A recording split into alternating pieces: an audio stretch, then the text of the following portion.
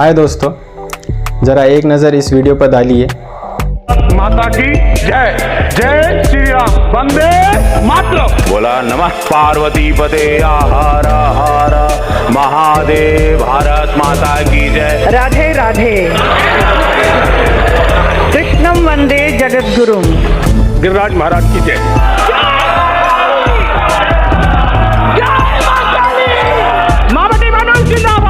जय हिंद, जय ममता। भारत माता की जय, जय जय श्री राम। जय शिवराय, जय महाराष्ट्र।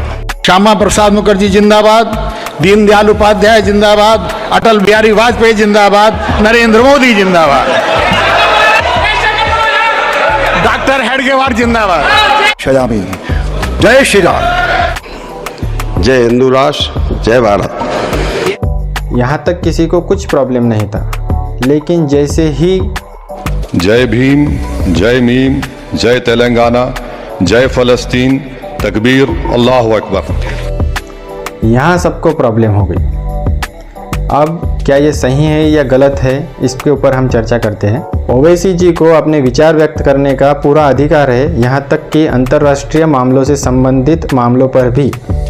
हमारे संविधान में आर्टिकल 19(1)(a) के तहत freedom of speech and expression एक फंडामेंटल राइट है, और इस फ्रीडम के तहत कोई भी जनता का प्रतिनिधि न सिर्फ उसकी खुद के बल्कि अपनी जनता के भावनाओं और चिंताओं को व्यक्त करता है। और भारत के मुसलमानों की भावनाएं और चिंताएं फ़लस्तीन के साथ में जुड़ी हुई है। सन 1919 में खिलाफत मूवमेंट हुई थी, उसमें भारत के मुसलमानों ने तुर्की के खलीफा का समर्थन किया था, और इस मूवमेंट को महात्मा गांधी जी ने न सिर्फ समर्थन दिया था बल्कि इसे राष्ट्रीय स्तर की मूवमेंट बना दिया था। तो क्या गांधी जी को इंटरनेशनल रिलेशंस और देशभक्ति का ज्ञान नहीं था? था, बिल्कुल था, लेकिन वो आजकल के नेताओं की जैसे पाखंडी नहीं थे। उन्हें अपनी जनता की भावनाओं की कदर थी। ओवैसी जी का फ़लस्तीन के साथ एकजुटता का इजहार किसी देश के खिलाफ नहीं है, बल्कि एक सांस्कृतिक, धार्मिक और मानवीय संबंधों का एक रिफ्लेक्शन है। इसके अलावा संसदीय कार्रवाई में अंतर्राष्ट्रीय मुद्दों पर चर्चा होती है, जो अंतर्राष्ट्रीय और मानवीय कारणों पर भारत का क्या स्टैंड है ये दर्शाता है। इसी संदर्भ में ओवैसी जी का नारा जय फ़लस्तीन को समझा जाना चाहिए, एक प्रतीकात्मक इशारे के रूप में जो उनकी व्यक्तिगत और सामुदायिक भावनाओं को दर्शाता है। अब कुछ लोग सोच रहे हैं कि उन्होंने शपथ के दौरान ही ये क्यों कहा, उनके ऊपर कार्रवाई हो सकती है।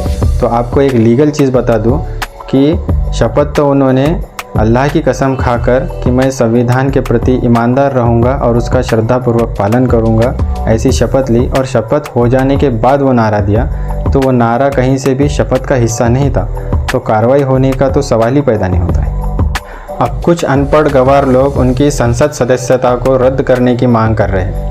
ये तो मैं लिख कर दे सकता हूँ कि उनके ऊपर कुछ कार्रवाई कॉन्स्टिट्यूशनली और लीगली हो ही नहीं सकती, लेकिन फिर भी ऐसी मांग करना एक पॉलिटिकल डिस्कोर्स को दबाने की कोशिश करना है और किसी के संवैधानिक अधिकार का उल्लंघन करना है। इसलिए ओवैसी जी के बयान का बचाव करना न सिर्फ उनके फ्रीडम ऑफ एक्सप्रेशन के समर्थन करने के बारे में है, बल्कि हमारे संविधान के मूलभूत सिद्धांतों को कायम रखने के बारे में भी है। इस सब विषय पर आप क्या सोचते हैं, आपकी क्या राय है, कमेंट करके ज़रूर बताएं। धन्यवाद।